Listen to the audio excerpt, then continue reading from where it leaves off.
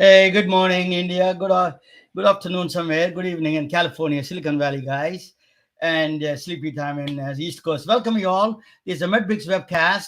My name is Ramana and I'm Raju. I'm the host. We have a very good program. This is a healthcare media channel. Is a different kind of media channel. We are trying is a kind of a new kind of a channel we are starting. Is a focused on healthcare streaming on several multiple platforms. It broadcasts same time, and then I interview guests, and then I show a presentation regarding a kind of a subject related to healthcare. That is the model for the show. Basically, that we wanted to attract a lot of physicians, Silicon Valley executives, CEOs of hospitals, that focusing on healthcare. That is our goal. That is the so I'm definitely not an Albert Einstein, but I'm pretty good. So we have a very distinguished guest today. Without further ado, I'm going to introduce him. Is actually uh, is Dr. Suresh Mukherji of course, he's a professor of radiology and radiation oncology, University of Illinois, Robert Wood Johnson Medical School, and Rutgers University. Is a faculty in the head neck surgery in Michigan. Um, so he's a very well distinguished professor and doctor, and national director for the head and neck radiology, proscan imaging, and that Dr. Mukherjee, let him bring on the table. Dr. Mukherjee, welcome to the MedBix webcast. Hello, thank you very much. Can you hear me okay? I can hear you perfectly well. So Good. so let me, Dr. Mukherjee, I wanted to ask you, just let me just bring you your presentation, maybe. Um, just Let me ask you basic questions. So you've been in this, So can you give me your journey up to this point? How you ended up being a radiologist from a personal point of view? Where did you come from, and how did you end up here? Well, thanks for having me on the show. It's great to be here. Well, my journey was my parents came over from the old country, if you will, from India back when I was 5 years old, and we settled in Nashville, and then we moved to Louisville, and then after that, I went to undergraduate in the United States and went to Duke University. Graduated summa cum laude, went to Georgetown Medical School, and then trained at the Harvard system. And then I wanted to become a neuroradiologist. And so I did my residency in the Harvard system and then became a neuroradiology fellow at the University of Florida. And then I've been in academics since then. So I was at the University of North Carolina and then University of Michigan. And now I'm a hybrid. I work both clinically and academically. I've had a little bit of a success in my career. Had about 400 publications. I stopped counting the number of talks I've given just because with COVID, a lot of the things are remote, but it's probably honestly about 1,000, if you will. But like I said, I don't even count anymore. Editor of 3 journals right now, and just enjoy everything I do every day. So thanks for having me. So you have such impeccable credentials. It is truly an honor for us. So let me ask you a question: Is that what is the head neck, the radiology imaging? What is particularly related to the head and neck radiology? What that means? Right. So, I don't know the complete makeup of your audience, but the way to think about it is so I'm a radiologist. I did a residency in radiology. And radiology, as you know, is imaging of the body. So it's CAT scans, MRI scans, X-rays, PET scans, etc. So I did a residency in radiology, and then I decided to focus in neuroradiology and specifically focus in a very focused area, which is basically from the skull base down to basically to the clavicles. So it's radiology is a specialty, and neuroradiology is a subspecialty, and head and neck radiology is a subspecialty. But the So head neck radiology is connected with the brain, of course, but you do the neuro side of it also, the neurology, the connected with the brain. That's the reason That's you do the neuroradiology that's side, right? exactly right. Yeah. So we do the brain, we do the spine, we do everything associated with the neuraxis. So the brain, the spine, and the head neck, they're sort of all within one. And I've been doing that for many, many years. So I wanted to, you have, shall I go and present? I'm going to do I'm going to show the presentation quick, and then we can talk a little bit more about that. So I already shown you this one. He's a very distinguished doctor. What is this? I am familiar with radiology equipment, but you can go ahead and tell us. The right side is over my head, but the left side I understand it. You can you can go ahead and explain a little bit about those things. Well, on the left side, if you scroll down on your PowerPoint, there should be a little arrow that starts. There should be a video on the left. I don't have control over it, but if you go to the left The on left, the okay. Just a minute. I'll go with the. I think that is. Yeah. Let me do that. Okay. That is what I have. okay, so if you navigate down to the bottom of the left half of the screen, Okay. there's a CT scanner, and Yeah. there should be I can see the CD scanner. We can see the CD scanner. right Probably there's your settings are not, but okay we can see the CD scanner there. right, but there was a this is a video, so I don't know if the video can launch or not. I don't know if you can navigate. Video. You cannot launch video at this time. Oh, okay, got it. Okay, That's that's you okay. can. So, Yeah. so on the left hand side is a CT scanner, and that's how we take images with radiation.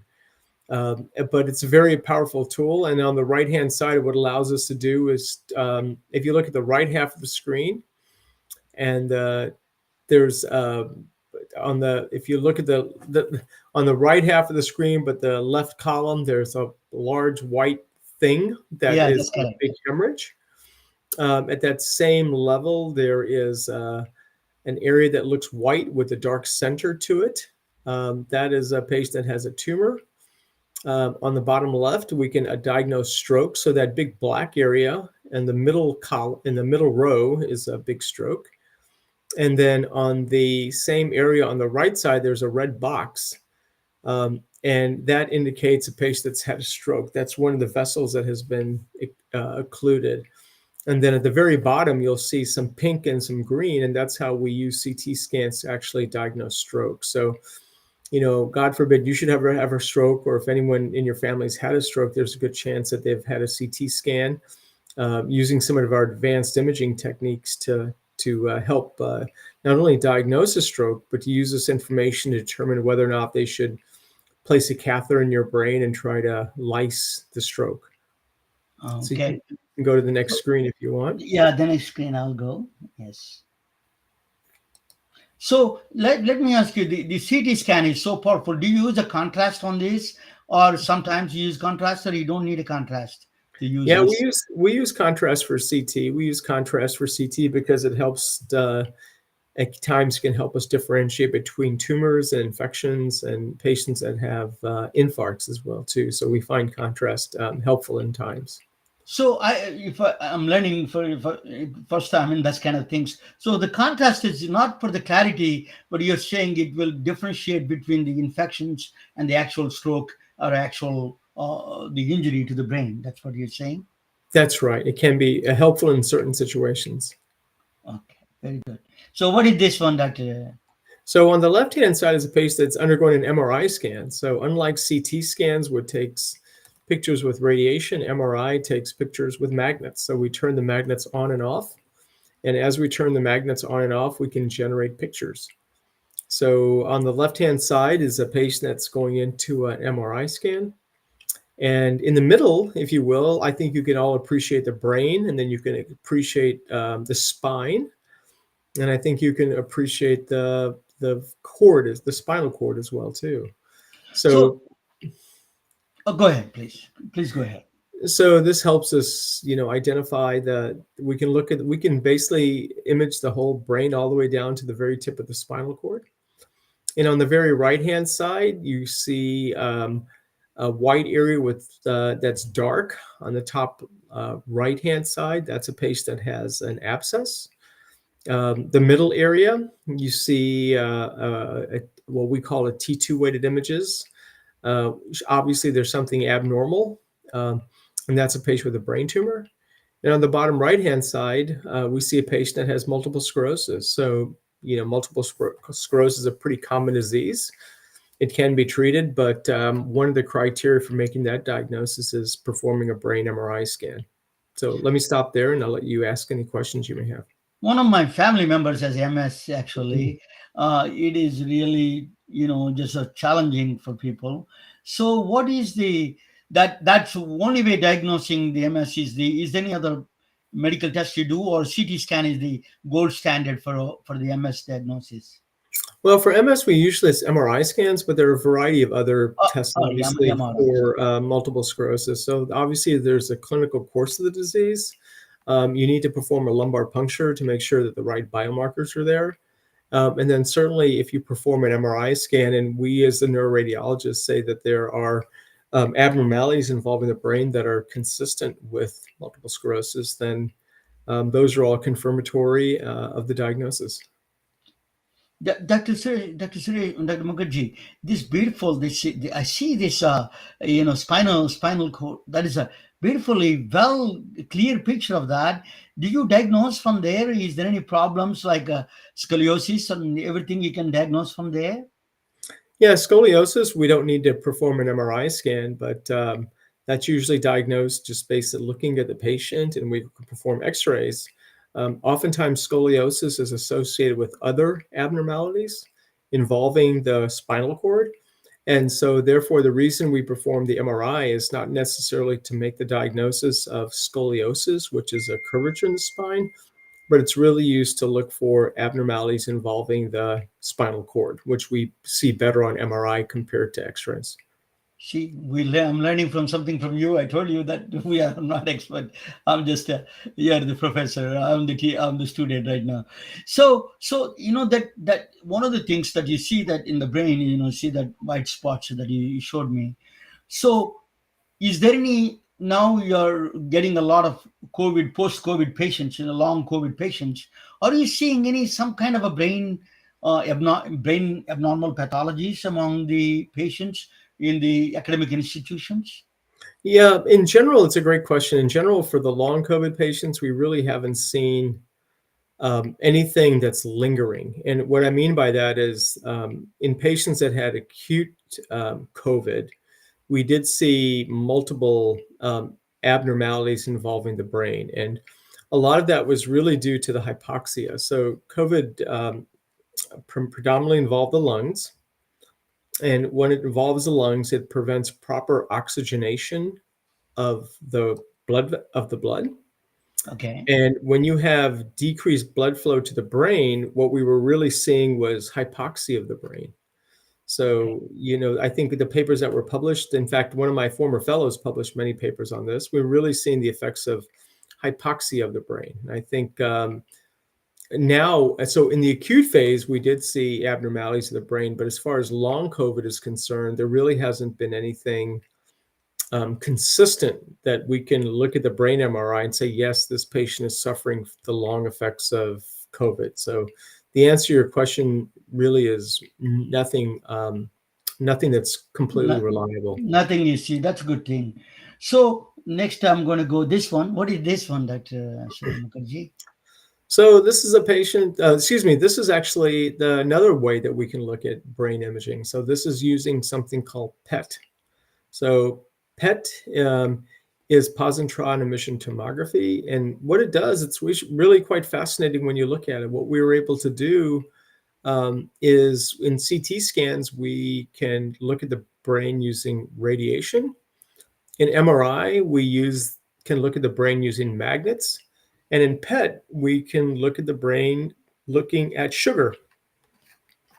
So what we do is that we take sugar molecules, which is glucose, and we place a small little radioactive ligand, which emits a little bit of radiation, very, very minimal, but we inject into the body, and it's metabolized by the body through glycolysis. So you may remember glycolysis because I know you're a scientist.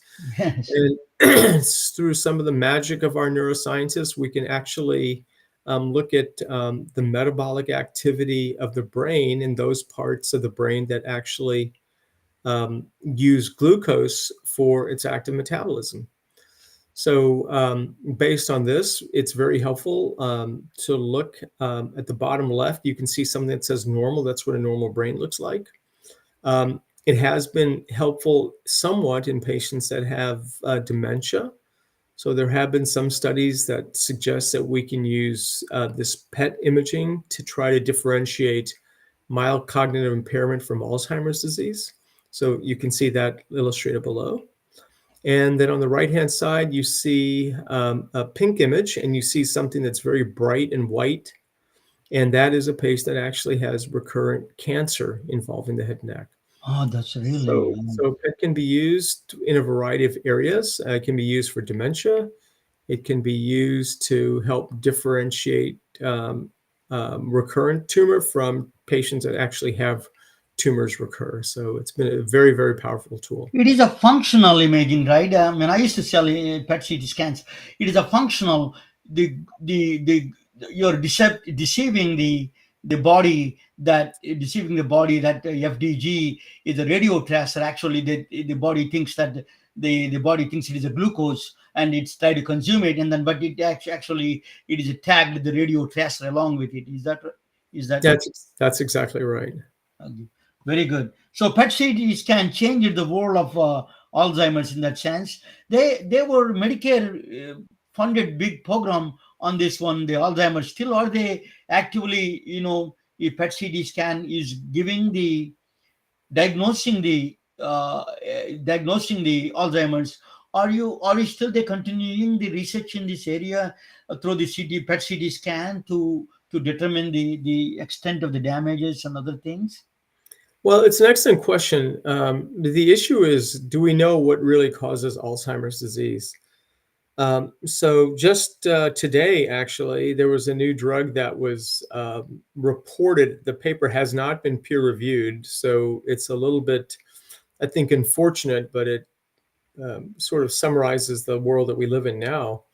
Is that one of the drug companies indicated that one of their drugs has somewhere between a 20 to 40% efficacy for trying to reduce the progression of Alzheimer's disease. The challenge with Alzheimer's disease is, do we really know what causes it? So when it comes specifically to PET imaging, we can identify certain proteins or certain products in the brain that can be seen with PET imaging, and I'm specifically referring to amyloid and tau. So we can actually identify amyloid and tau in the brain, but we don't really know if that is what's causing Alzheimer's or that's a byproduct of Alzheimer's or if it's a byproduct of aging.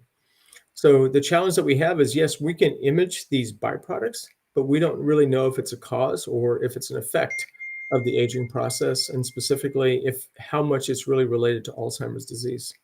So it is still a lot of mystery behind the Alzheimer's, as you're saying.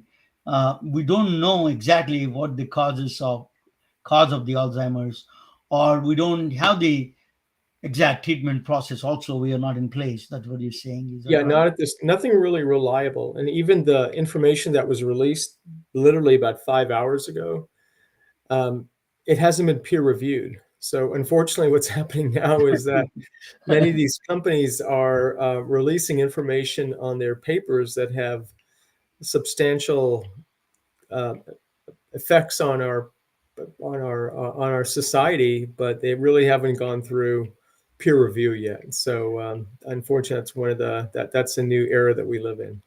So you're a neuroradiologist. As the baby boom generation growing older, there is a huge onslaught of neurological diseases, particularly dementia and Alzheimer's and all those diseases. So, are we all the radiologists prepared for these? The entire radiology community and the country itself prepared for these huge neurological diseases coming onto this country, and how you deal with it? What is your perspective? I like to listen to that, Dr. Mukherjee. Well, I think you know I guess number one, if you look at the workforce issues, there's going to be a shortage of physicians.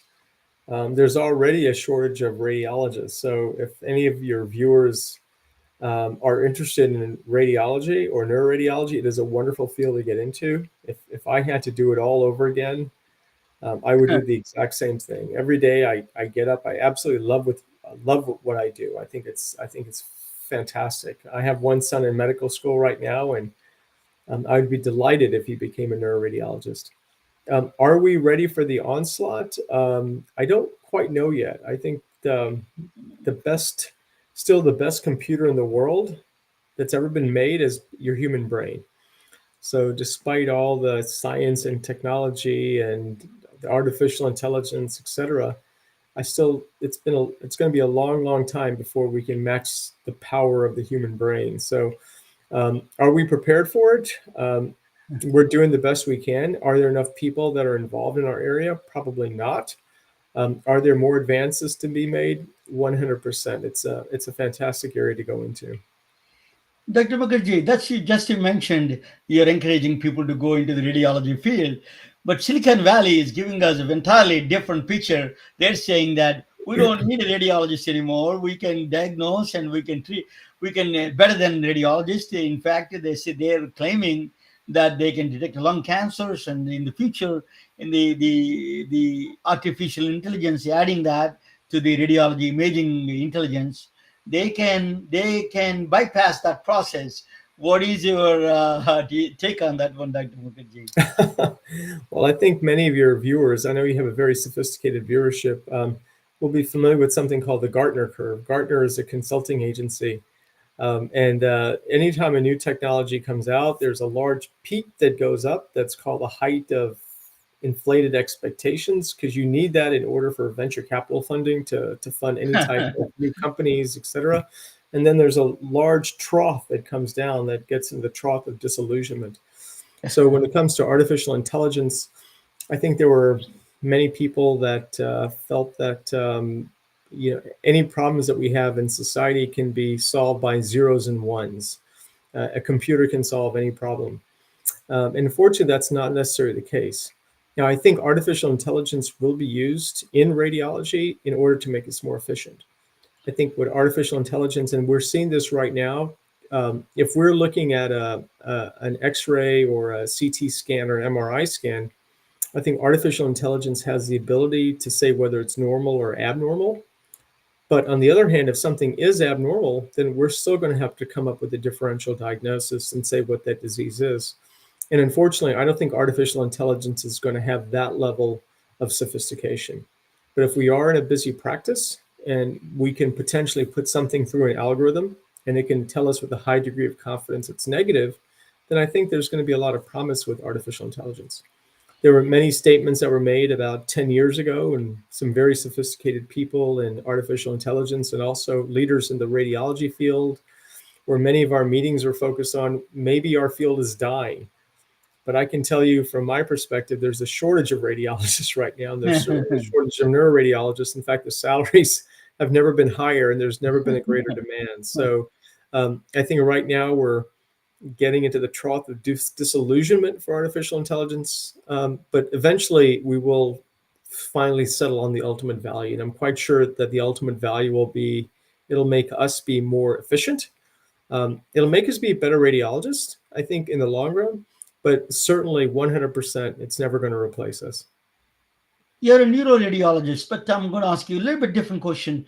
Mammogram side, you know that breast cancer is one of the challenging, hard to detect, in the mammogram screenings. Is it possible that the AI can play a role, and then that is probably one of the biggest misdiagnosis in the field of radiology? You think that in the Silicon Valley can help in this direction, Dr. Mukherjee?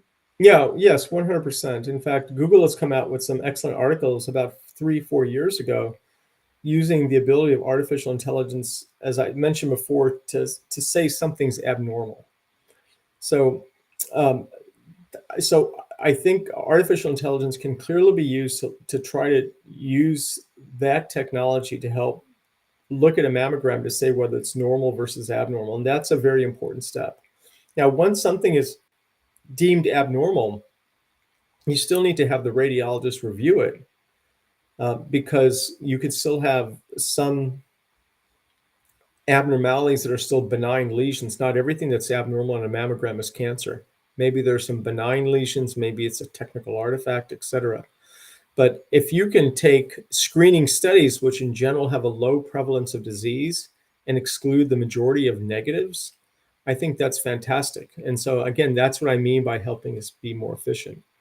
The other area where artificial intelligence is going to help us in breast cancer is that, for instance, in the UK, in the National Health System, all of the mammograms have to be read by 2 radiologists. So you already have a shortage of radiologists. I mean, if you're familiar with the National Health System in the UK, it's a good system, but they just don't have enough people, and it's very slow to get access. And now they have to have 2 radiologists look at every mammogram. My feeling has always been, if you can come up with an algorithm that says something's normal versus abnormal with a high degree, with a high negative predictive value, meaning that if the mammogram is negative, it really, really is negative. If you can take that mammogram and put it into the algorithm, and the algorithm says it's negative, the second radiologist still needs to look at it, but there's a high likelihood that it's going to be negative. So it makes that second radiologist more efficient. So I think there are going to be some tangible benefits to ensure, to help workforce issues as well too. So not only, number one, not only is it going to make us, we in the United States, more efficient, but in the United Kingdom and other areas, it can actually address some of the workflow issues that we have regarding shortage of physicians. It is an excellent idea that is 2 radiologists reading it, particularly mammograms, would be beneficial to the communities and public itself. So, Doctor, when I'm going, I wanted to ask you, what are the things that advances in radiology that you're predicting in the future, in 5, 10 years now? I know that AI is one of them, but are there anything, particular things that radiologists are anticipating and do in the particularly towards cancer or particularly towards aging population? Is there anything that you could add to that diagnosis and the treatment aspect of it? Oh yeah, 100%. Well, I think artificial intelligence is certainly going to make us more efficient. I think the biggest advances in the future are going to be on interventional radiology, and also in the treatment of cancers. So, for instance, when we talk about PET-CT, what we're doing now is that we're merging radiology with molecular biomarkers. So there are new, right now, basically looking at PET-CT only looks at one agent, and that's glucose. But if you look at other tumors, and if you look at the surface of those tumors, there's small little receptors, small little proteins. And there's a vast armada right now of specific nuclear medicine agents that can actually bind to these specific proteins. So you can look at the cancer cell, you can see the proteins that they're expressing, and you can actually target specific molecular markers to bind to those tumor-specific agents. And if you can do that, not only can you diagnose them, but you can actually treat them. Because instead of adding like a little something that we can actually see it on our imaging, if you can add like a little kill agent, you can actually kill those tumors. And that whole field of radiology and oncology is called theranostics. And that's already being done in Europe. It's already being done in Australia. It's now starting to make its way into the United States. So I think that's a very, very big area.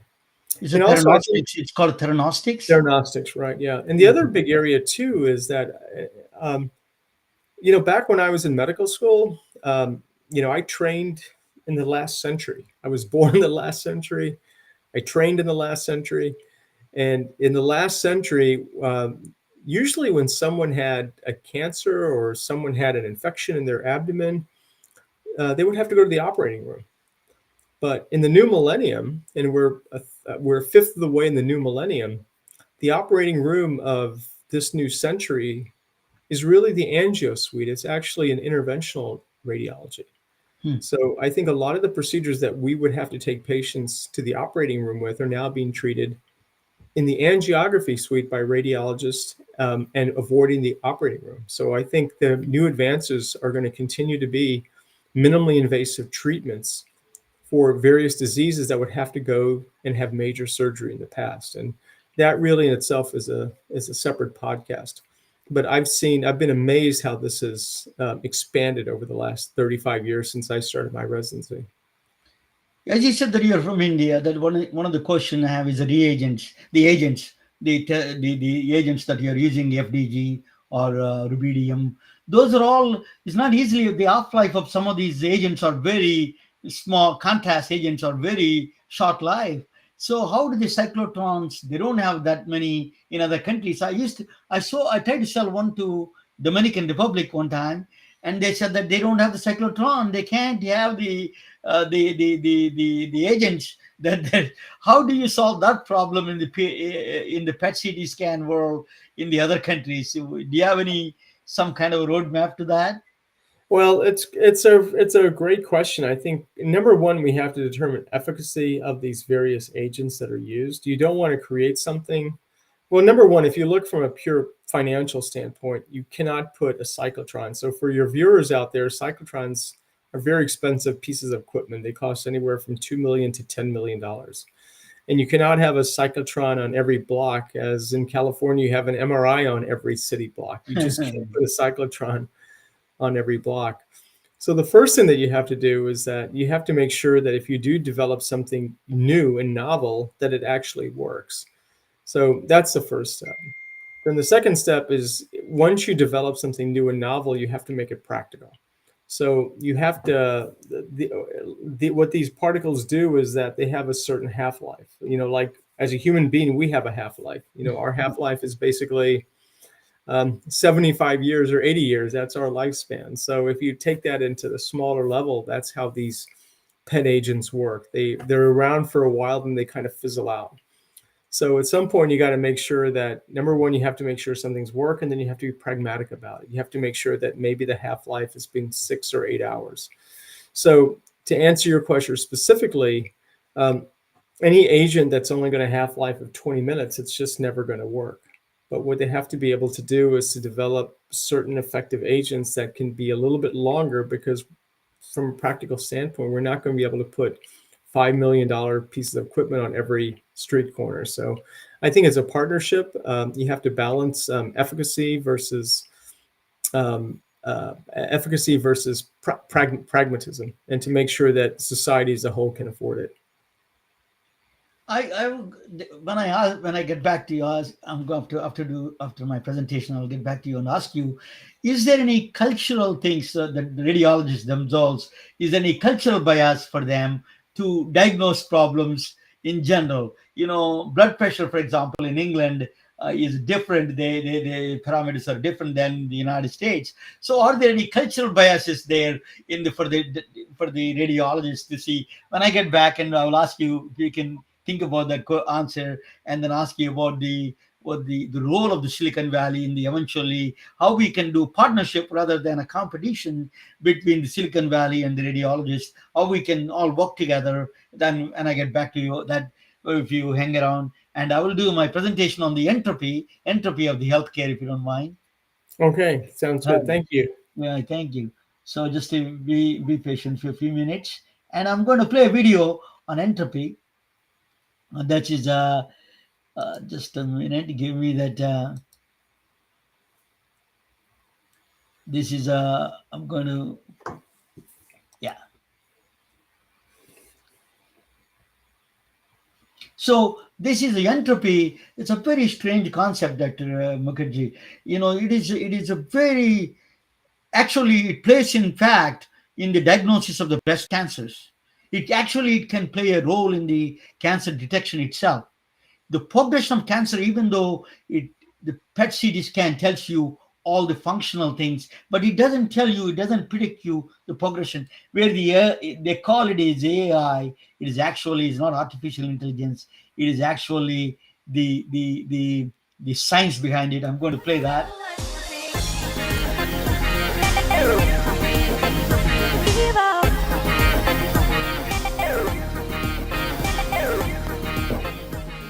Hello, my name is Ramana Annamaraju. I'm going to introduce you to one of the most enigmatic and elusive concepts in the entire field of science from my book, Science is Not a Subject, Science Must Be a Lifestyle. The concept is called entropy. I'm focusing on one aspect of entropy related to information and its connection with the present day healthcare challenges. Entropy is like a ghost, but it is a mean one. You don't see it, you cannot talk to it, it never leaves you, it threatens your job, it tries to destroy your health, it affects your performance, it follows you wherever you go and whatever you do. You feel and see only its destruction. It is not your competitor you need to worry. You need to worry about this elusive ghost.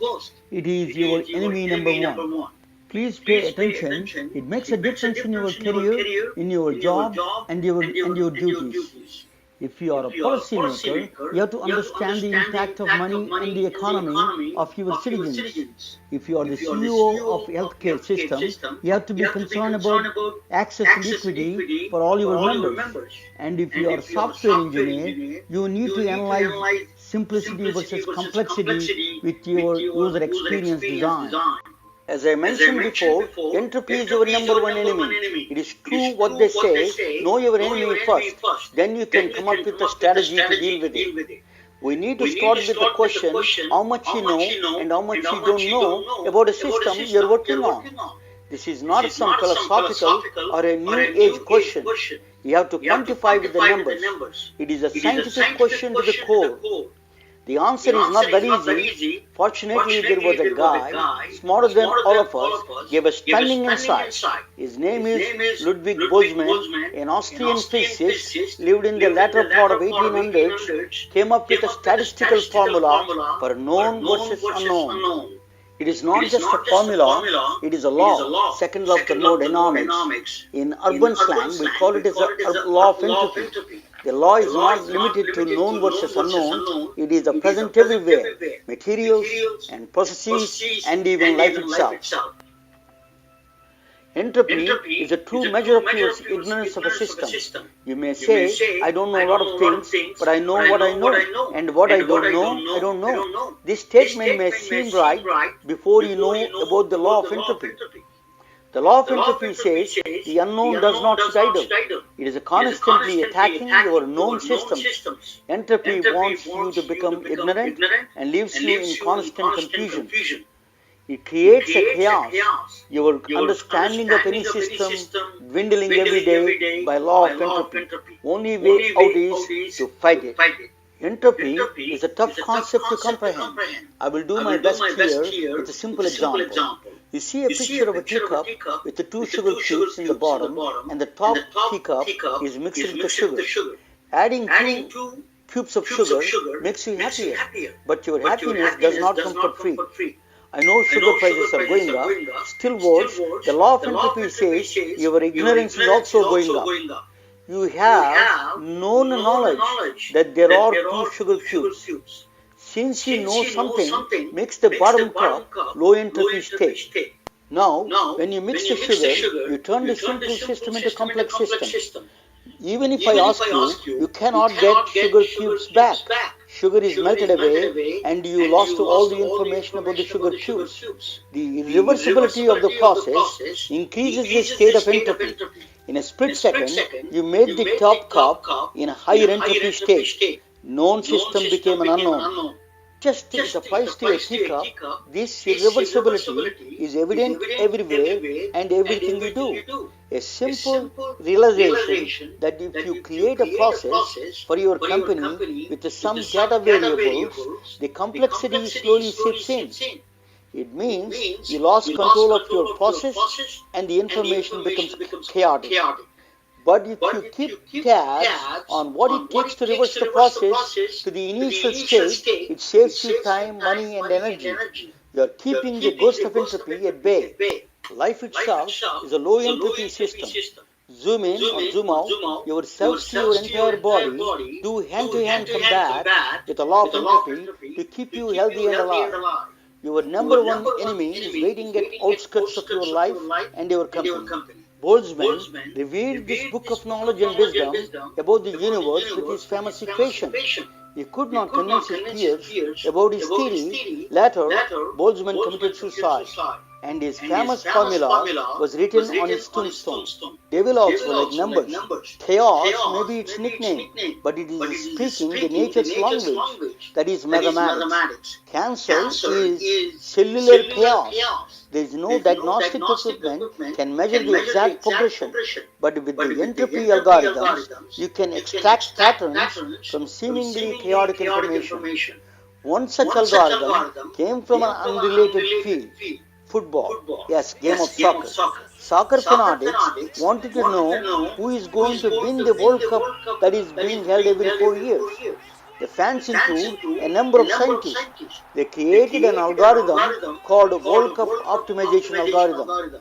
I don't know how much it is useful in predicting the World Cup winner, but it is helping to detect and predict the progression of cancer. They are testing with the cancer of melanoma and breast cancer. Boltzmann gave the formula for entropy, but a brilliant mathematician and engineer at the Bell Labs, which became AT&T now, gave a different twist to the concept of entropy. His name is Claude Elwood Shannon. The theory bears his name. It is called a Shannon entropy. According to Shannon, the information is central to all processes. Did, which I think he's very widely known for, is this notion of a fundamental limit. No matter what you do, as long as you're working with a certain amount of bandwidth, and as long as you're dealing with signals that are only so strong in the face of noise that you confront, no matter what you do, you cannot transmit more than a certain rate. Today, here is one remarkable example how you can employ Shannon entropy to healthcare equity and access. The world of medicine made a huge progress in diagnostics and treatments, but healthcare delivery systems are not. A significant number of people on the planet don't see those benefits. Health inequities you can witness in rural and urban America's landscape, and worse, everywhere else. Health delivery system is riddled with complexities. It may be partially political, but it is also filled with logistical complexities. Variants like remote geography, disease burden, and economic backgrounds, to name a few. Where there is a complexity, law of entropy shines. Shannon entropy is successfully utilized by countries like Iran, Turkey, and Greece to address the inequities in healthcare delivery by allocating and utilizing existing resources more efficiently. Truly a remarkable tribute to human mind, how an obscure 18th century physicist from Austria and 21st century brilliant mathematician from MIT can help humanity by discovering the hidden laws of nature.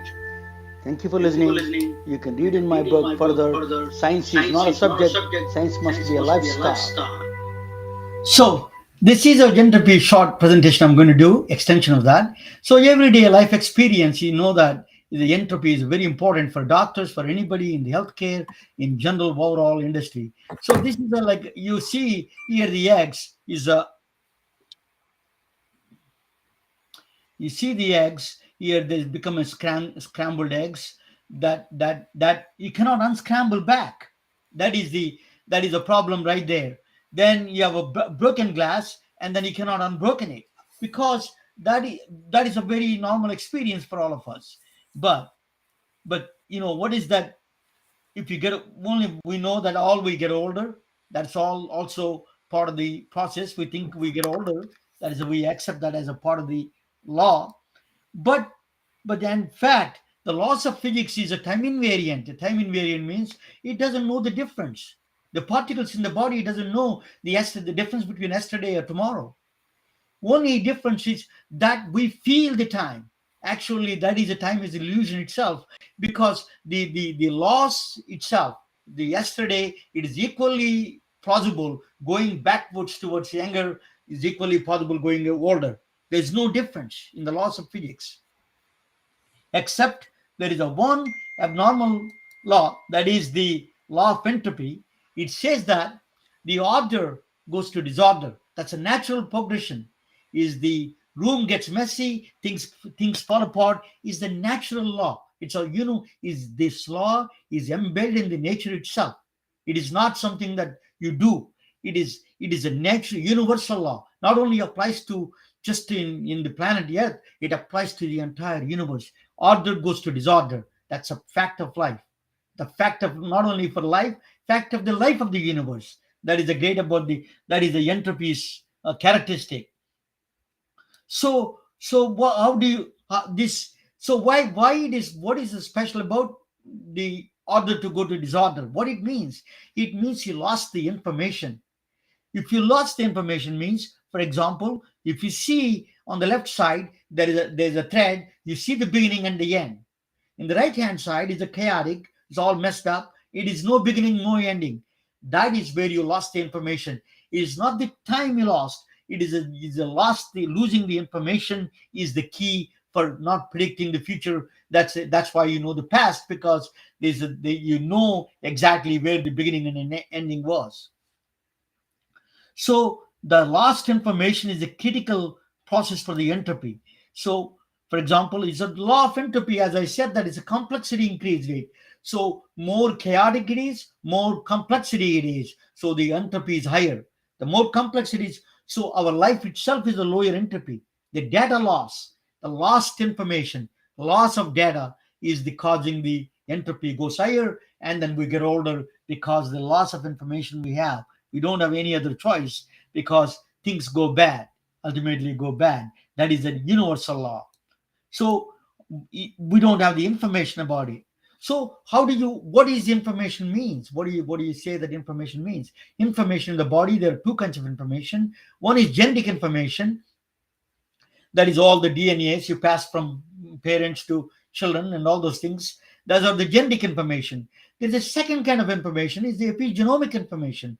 That is a silent information regulators. These are the information passing like a bookmarks in the book. So they tell you where to read. For the old days, it used to be DVD, the magnet, it goes the optical reading, it goes where to read from, the chapters.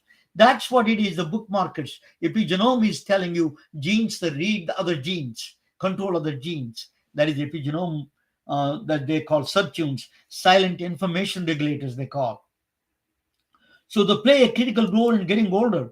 The reason is the cellular stresses, social determinants, feeling discriminated. See, the time is not, I have not spoken with the time. Getting old is time is not, I have not spoken with the time. It's all about information. Cellular stresses, social, it can accelerate the chaos. Social determinants. For example, they made a research. If you are feeling discriminated, it can shorten the telomeres. So it shortens the life. Just feeling discriminated. I'm not talking about you're discriminated actually.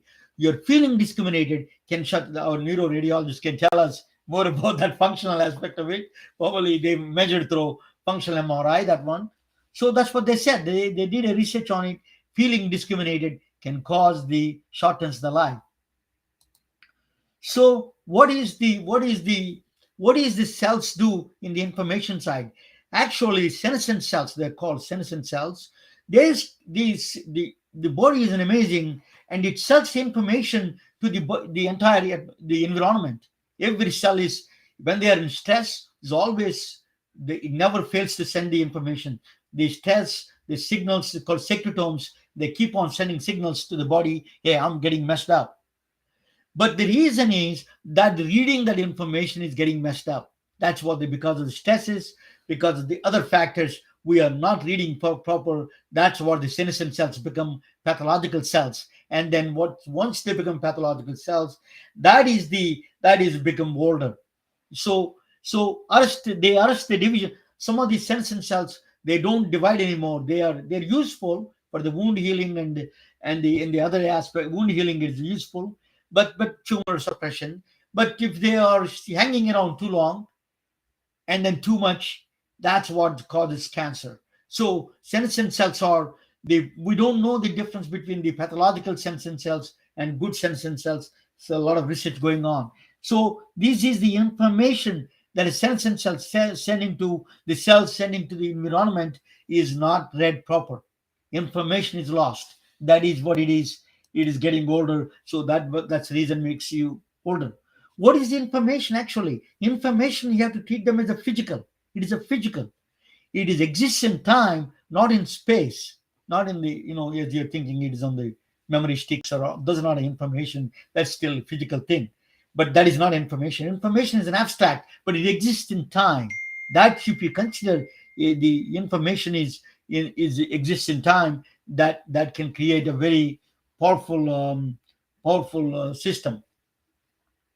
So you have to understand the information how it works. So the Claude Elwood Shannon that I was talking about in the video, he measured the entropy of a language first. He created he translated the Boltzmann equations into entropy of the language. So he found out the entropy of the English language is 1.0. Here is left side. I intentionally spelled it wrong. Doctor has admitted the patient. Okay, even if you are not genius, as social media claims, if you read that you are genius, it's not. It's actually, I tell you, the low entropy state of the English language.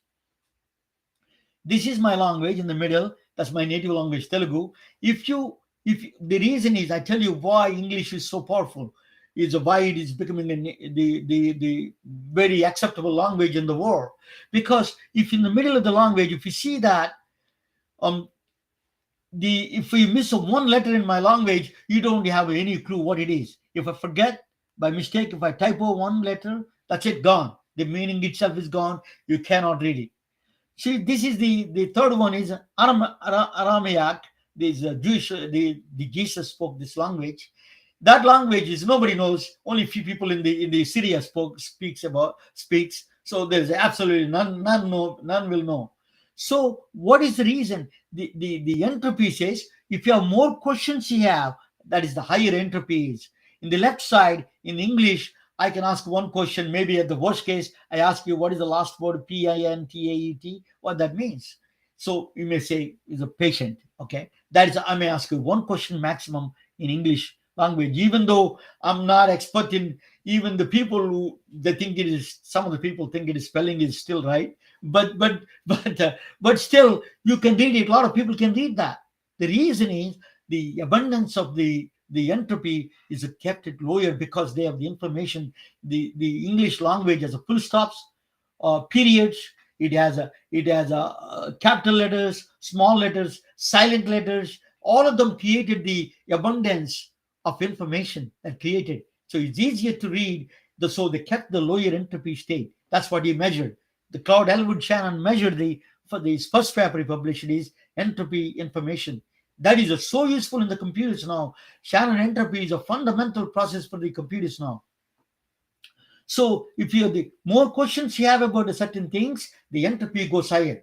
You have to keep it extremely lower. The lower number of questions you have, that's why Twitter is famous, because Twitter became a popular. You don't see Twitter in my language because it's impossible. If you make one mistake, you're in a mess. So even though it's not a romantic language, English, or the beautiful language, an efficient language, but it has the abundance of letters that created the universal powerhouse there. So the low entropy state of the English language made it extremely popular with the Twitter and every other area, business side of it. Then the entropy of the money, they create a clear picture of the entropy of the money. Information about the entropy says that the information that we are seeing, the currency right now, is a higher entropy because it has the information, uncertainties, a lot of uncertainties, and a lot of corruption. It can happen because it's not a legal tender. There is no backed by anything else. It's basically legal tenders. That is not the correct money. The entropy says the NFTs are the correct money, even though Bitcoin is messed up, because Bitcoin is messed up at the end. It is not in the mathematics itself. Nothing wrong with that. NFTs are powerful algorithms. So the entropy is lower for the NFTs. So eventually that will win the game. That's what it says. So entropy about the money, entropy of the language I spoke, entropy of the software. So there is entropy, software entropy it's called. Software is a very important, is a technical debt. Goes higher, it goes higher, and the entropy goes higher. What it means, if you have version 1, you created a version 1, and then every time there is a new versions coming up, you're creating more problems. You're creating entropy is getting higher. So what it's saying is that more versions you have, more problems you are creating. Your entropy is chaos, is much more possibility that it's going to go chaos. Even so, keep it simple, and that is important. You actually keep it simple, and everybody can use it. That is what it's saying. So entropy goes higher if you're adding, keep on adding the whistles and buzzles for every time anybody asks for it. That can cause problems. So that is very important to keep in the software. It is clearly mentioned in the Wikipedia software entropy. Then entropy of the software, that's what I said, that only way you can reduce that. That's why you remember Windows, when they publish it, they say you can go back, you can switch back to the old version, because it's not for us. Actually, it is easier for us to switch back. It's for them to not mess it up. The chaos, it makes them easier. The reason they understood, Microsoft understood the problem of entropy, and that's why one click button, you can go back. That is the power. Every time you add the versions, you should know what takes resources, how much, what are the resources it takes to go back to the previous version.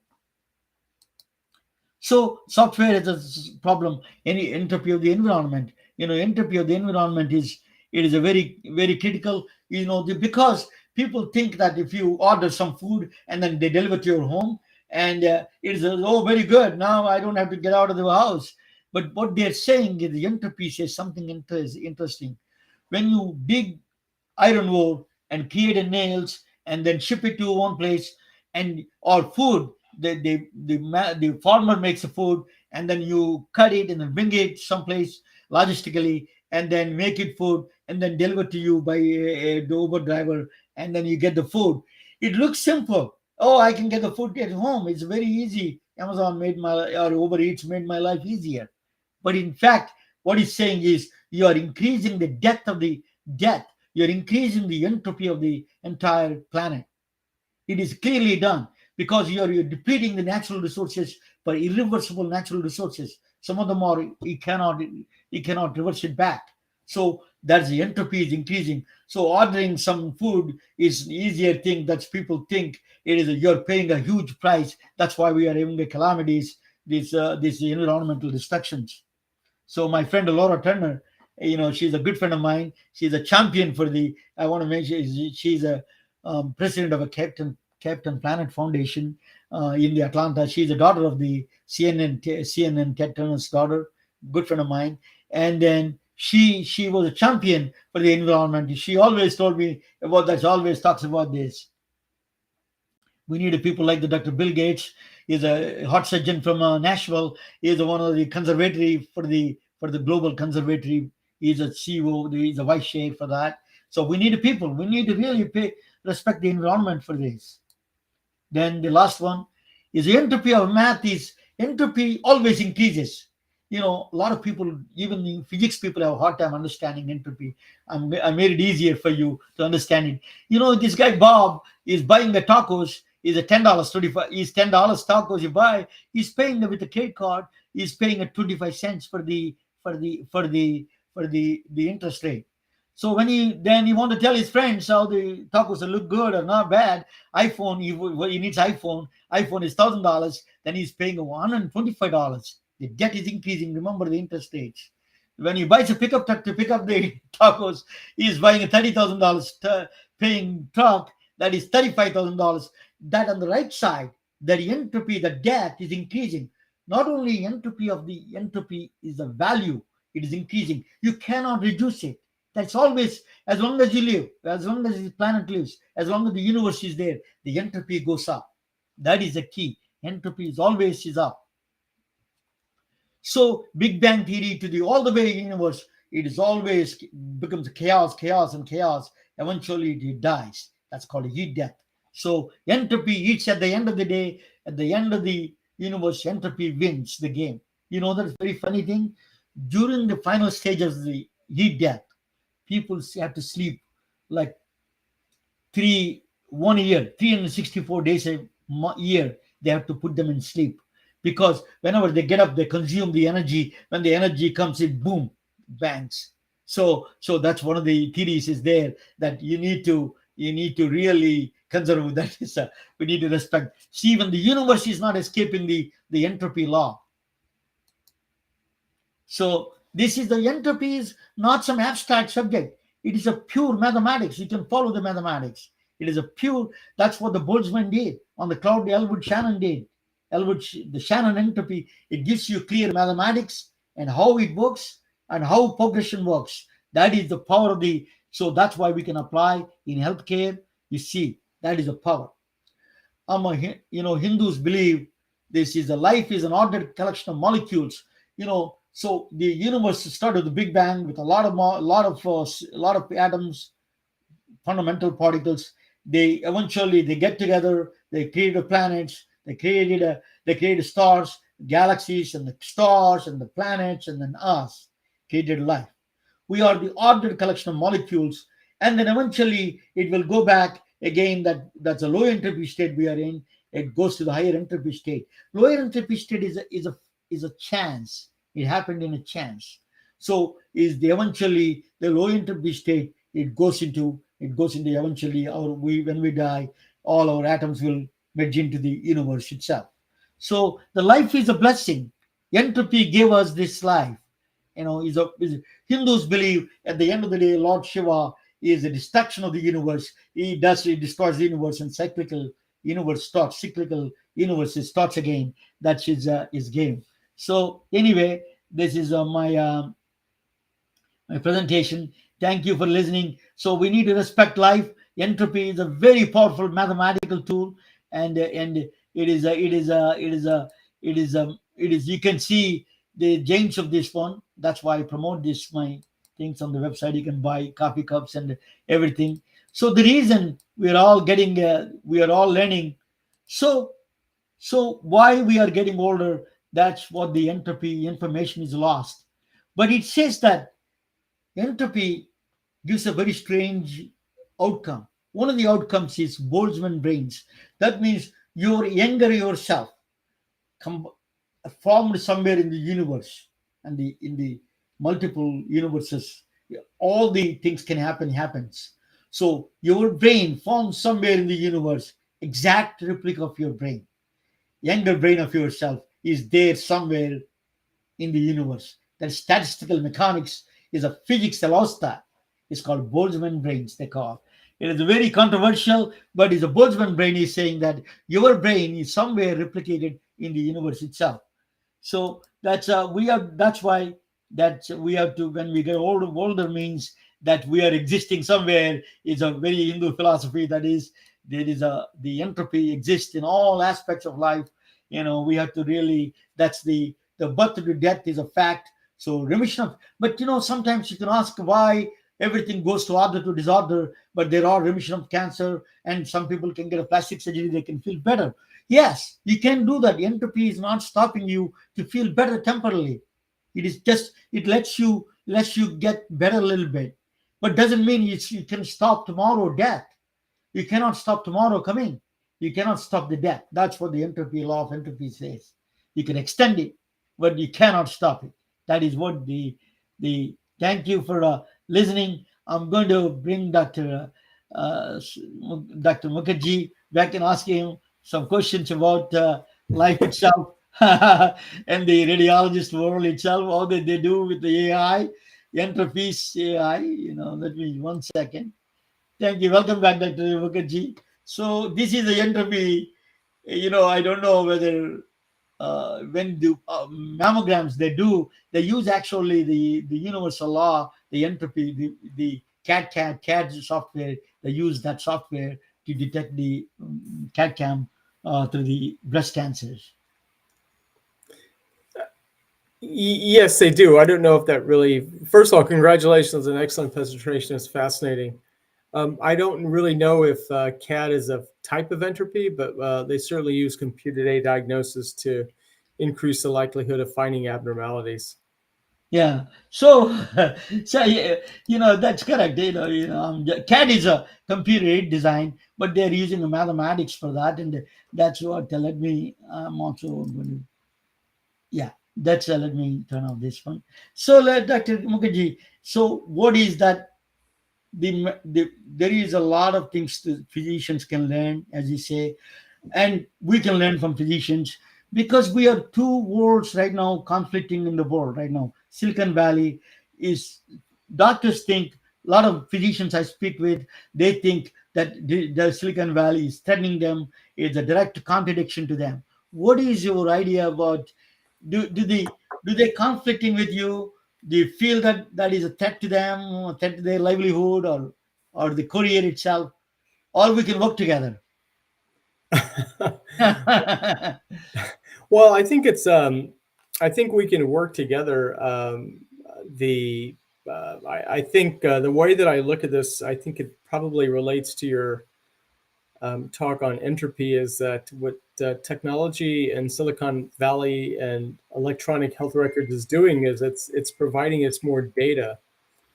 But the issue is we have to turn data into information, information to knowledge, knowledge to decisions, and decisions have to be used to improve outcomes. And so I think right now, when it comes to a lot of the technological advancements, there's a tremendous amount of data, but only a small amount of that is actually turned into clinically relevant information that's actually going to affect how patients are treated. I think one of the biggest advances that we can have from Silicon Valley is the sharing of medical records. In fact, literally an hour before I talked to you, one of my colleagues' father's in the hospital, and they don't have access to medical records. And so I think one thing that can be done with Silicon Valley and some of the enhancements is to make sure that we have care coordination so we can share information to help improve the outcomes of patients. That is conceptually what is happening, and certainly in places like San Francisco or New York, it's almost mandated, but there's still other parts of the country, even here in Indiana, where one hospital system actually has 4 separate electronic health records, and so you can't transfer information even though the patient's in the hospital. So I think those are areas where Silicon Valley can certainly help us. Yeah, The downside is that when you are in a patient's office right now, it seems like to me the doctor is always staring at this computer screen, and they're not really talking to the patient. They're not looking the patient in the eye. So for someone like myself who's in medicine, we may not be aware of that, but from the person that comes in to see the doctor, whose life is outside of medicine, they want to have that concentrated time where they can look their doctor in the eye because they're their caregiver and they're very reliant on their physicians. And I think that individual person-to-person interaction has now been lost by technology. So I think technology has been a dual-edged sword. You eloquently said that very well. You take the data points, you take the data, you consider them as information to knowledge, knowledge to communication. It's a beautifully well put together. You did a great job on that. That is, if you do that, why don't they extend that one to, is my question to, I was in the radiology business for a while. I wanted to ask you why we don't do that in the radiology reports. So why don't we do crisp and clear and communication, crisp, clear and concise communication to directly to the patients, where is you can do the radiology reports? That is a interesting question I wanted to ask you. Yeah, well, I think the issue is, I think the question is why don't patients have access to the radiology reports? Is that your question? Correct. And much easier to understand reports. Right. So I think the answer to your question is not necessarily from a radiologist standpoint. There's nothing that I put in my report that I wouldn't want the patient to see. Like as I mentioned before, I've been involved in radiology for the last 30 years, since the last century, and I've seen the evolution of electronic health records. I've seen the creation of patient portals. I'm a bit advocate to ensure that all information is transparent and can be conveyed to the patients. So the issue is not necessarily the radiologist allowing their reports to be seen by their patients. The issue really is, how does a health system manage this new information, this new data, which is information that's created by radiologists, and disseminate it to their patients? Because what ends up happening is, as soon as I sign off my report, it's there for anyone to see regarding the value stream of our healthcare system. The issue that comes in is that, what if the patient receives the radiology report and they have questions regarding the report, and then they call up their referring physician or their subspecialist and say, hey, the radiologist told me I do have a cancer, I don't have a cancer, they found something, they didn't find something, I have questions on this part of the report. The referring physician hasn't even seen the report. The person that ordered the study, that's that primary patient's caregiver, has lots of patients they have to take care about. And they're put in an awkward situation when the patient receives more information than they do. And now the patient is calling back that caregiver. So there's no correct answer to it, because each system has a different way of managing turning that information into knowledge. And then knowledge needs to make decisions, and decisions need to affect outcomes. So that's where that's where the issue comes in. So for me, I don't really care. I think every patient should see my report. But from a health system standpoint and a referring physician provider, they're the ones that are concerned that they may not be able to take the best care of their patients if they don't have access to the reports first, so they can take that information, turn it into a knowledge, and then provide the best care for their patients.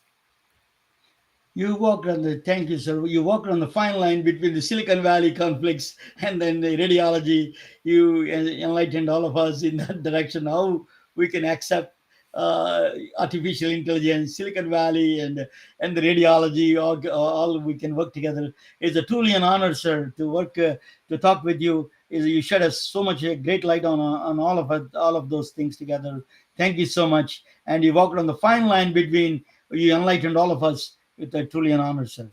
Thank you very much for having me, and congratulations on this wonderful initiative. Thank you, sir. So I'm going to play this video that there's the promo video.